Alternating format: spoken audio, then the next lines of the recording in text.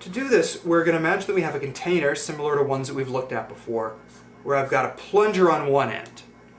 This container is filled with gas particles, which I'll indicate as usual by these red circles here. Right now, the pressure on this gas sample is relatively low. P stands for pressure. But as we've learned previously, because gas is compressible, I can put pressure on this piston and I can push it further into the container. And what's eventually going to happen after I've increased the pressure there is that I'm going to have all these gas particles squeezed into a much smaller area. So over here, the pressure is much higher. Let's look at what happens to the volume during this change.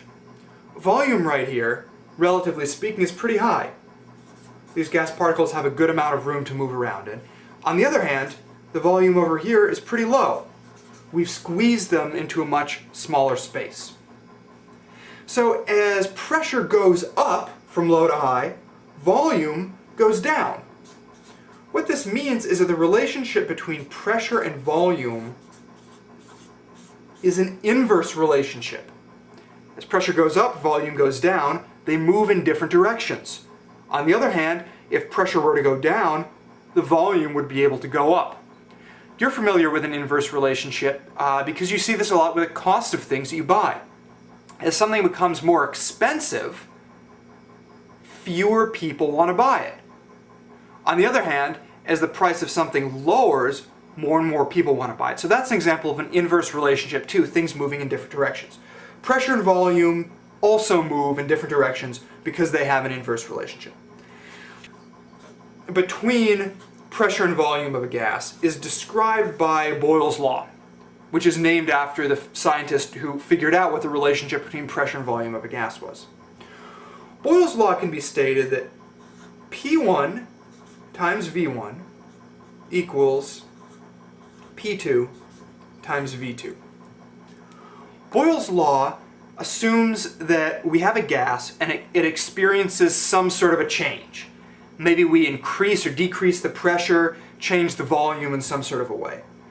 So P1 V1 means that the pressure and the volume before the change multiplied together, so here we have before, equals the pressure and the volume after the change multiplied together. So let's move right into an example of a math problem that we might do to see how we can use this. I think it'll make a lot more sense.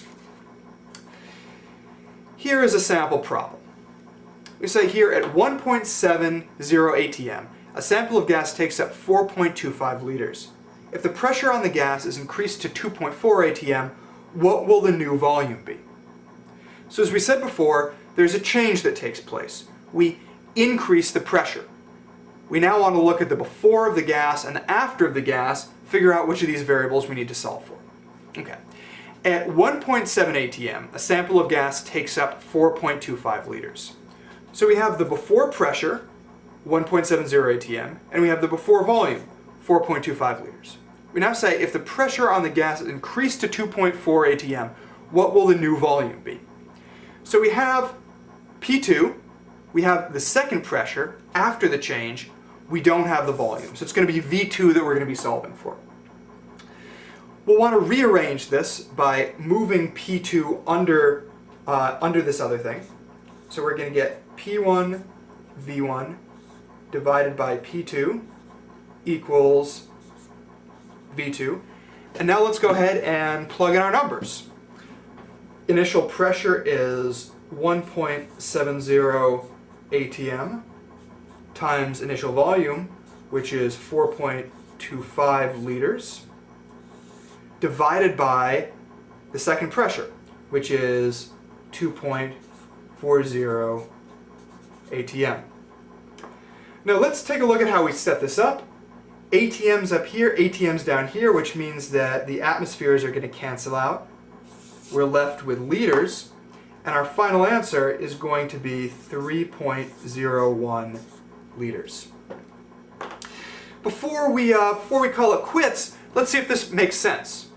Well, we started at 4.25 liters, and we increased the pressure on the gas, which means that we squeezed it into a smaller space. So 3.01 liters is less than 4.25 liters. This makes sense that we'd have a smaller volume after increasing the pressure.